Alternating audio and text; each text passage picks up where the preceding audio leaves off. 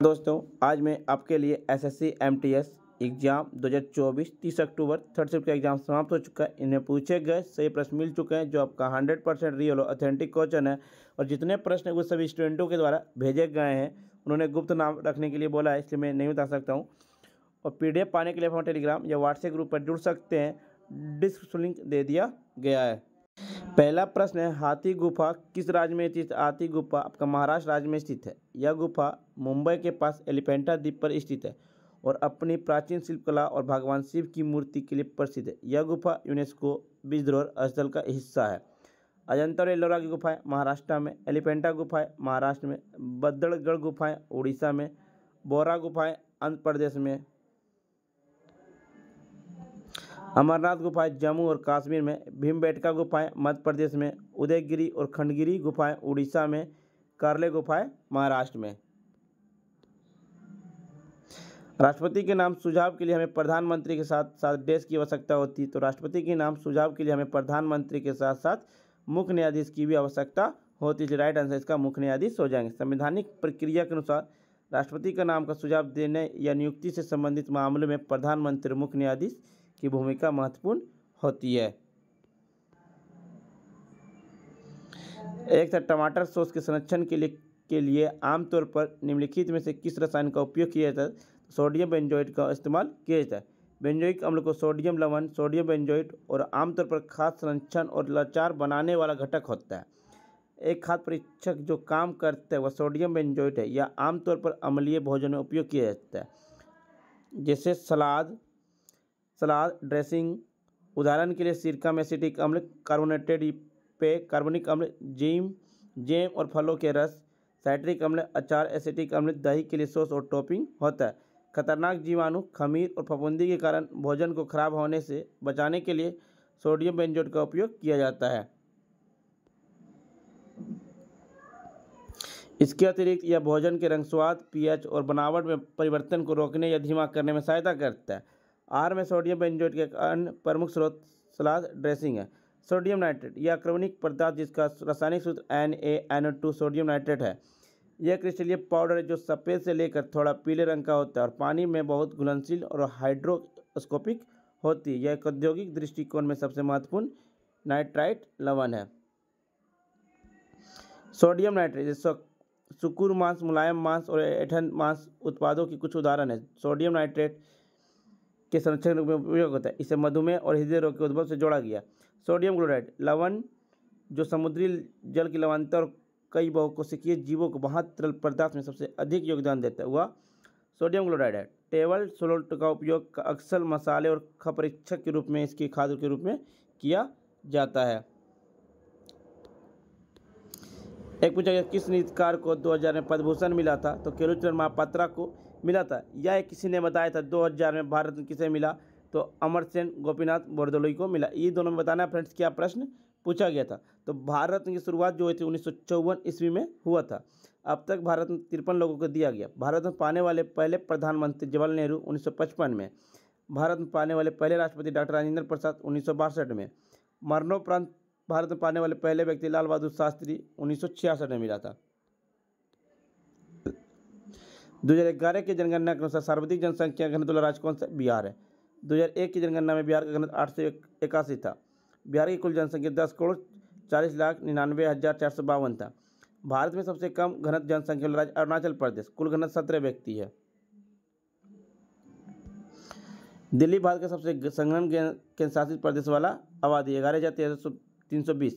अंडमान निकोबार द्वीप समूह भारत में सबसे कम घनत्व वाला केंद्रशासित प्रदेश है, कुल घनत्व 46। भारत की जनसंख्या घनत्व 382। इससे पहले 2001 में भारत की जनगणना 324 घनत्व व्यक्ति था आपका।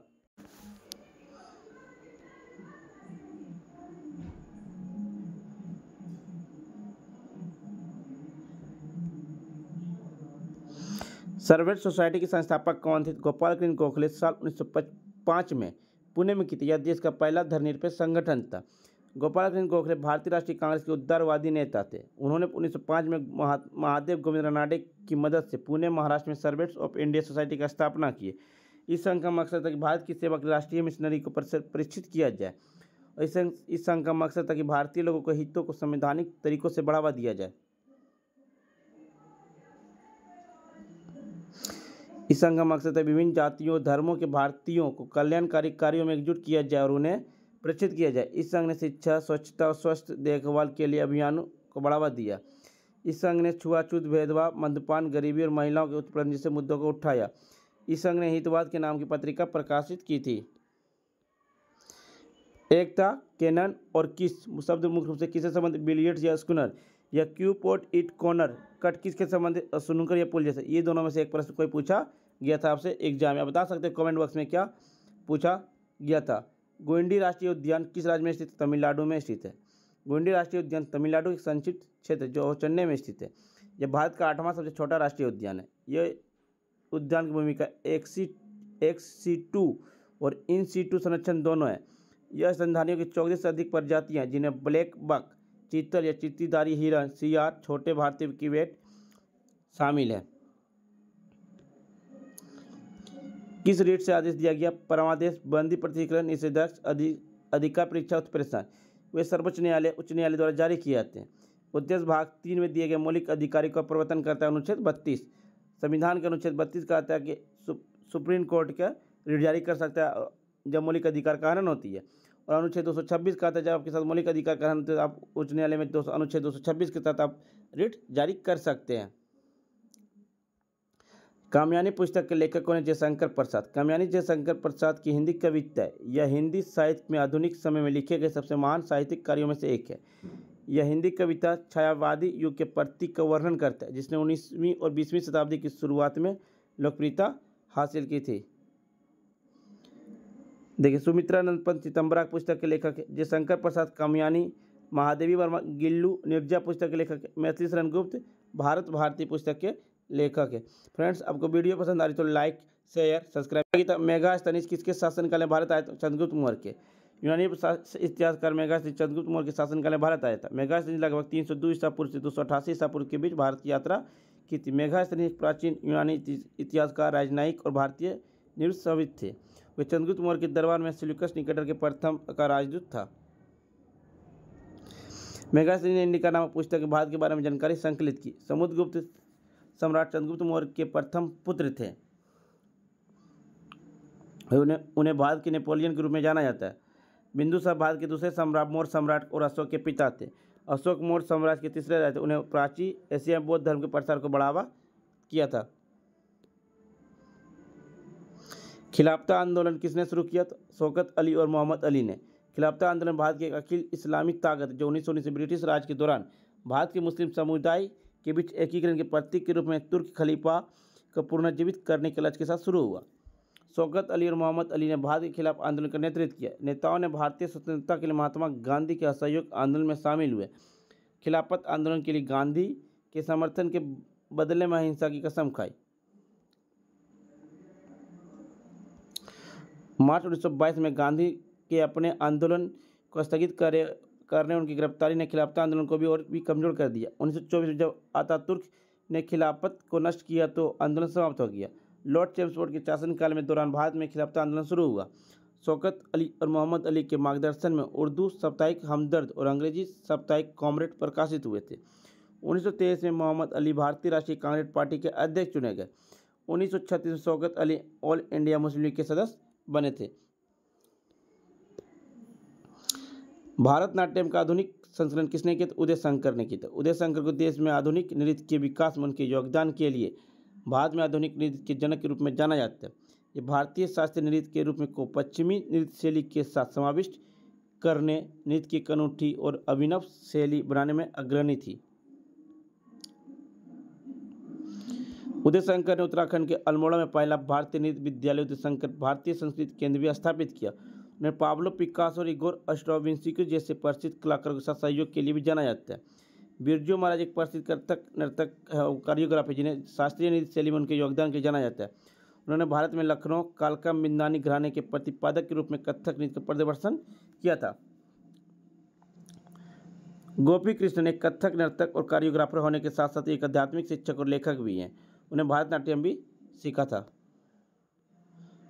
गुरु विपिन सिंह एक मणिपुरी नर्तक और कोरियोग्राफर थे जिन्हें शास्त्रीय नृत्य शैली में उनके योगदान के लिए जाना जाता है। उन्होंने 1972 में कोलकाता में मणिपुरी नृत्य विद्यालय की स्थापना की और साथ ही इम्फाल में महिलाओं के लिए गोविंद नृत्य विद्यालय की स्थापना की थी। एक तक कच्चा तेल ज़्यादा किस देश के साथ भारत निर्यात करता है आयात करता है? भारत रूस में सबसे ज़्यादा कच्चा तेल का आयात करता है। साल 2023 से भारत ने रूस से सबसे ज़्यादा कच्चा तेल खरीदा है। साल 2023 से भारत रोजाना औसत लगभग 46.5 लाख बैरल कच्चा तेल खरीदा है। 2023 से भारत 16.6 लाख बैरल कच्चा तेल रोजाना खरीदा था। साल 2022 में भारत ने रोजाना 6.51 लाख बैरल कच्चा तेल खरीदा था। रूस और यूक्रेन के बीच युद्ध के बीच पश्चिमी देशों ने रूस से तेल खरीदना बंद कर दिया। रूस से तेल खरीदने में भारत का फायदा हो रहा है या नहीं, इस बारे में जानकारी का कहना है कि नहीं। भारत को जहाँ से तेल सस्ता मिलेगा वहाँ से खरीदना चाहिए, इसलिए राइट आंसर हो जाएगा। फ्रेंड्स, वीडियो पसंद आई तो लाइक शेयर सब्सक्राइब जरूर करें और पीडीएफ पाने के लिए हम टेलीग्राम या व्हाट्सएप ग्रुप पर जुड़ सकते हैं। डिस्क्रिप्शन लिंक दे दिया गया। मिलते हैं फ्रेंड्स नेक्स्ट वीडियो में। एक पूछा गया था आपका श्रीलंका की भाषा क्या है? तो श्रीलंका की भाषा सिंहली और तमिल है। सिंहली है। श्रीलंका की भाषा क्या? सिंहली है। फ्रेंड्स, मिलते हैं नेक्स्ट वीडियो में। जय हिंद।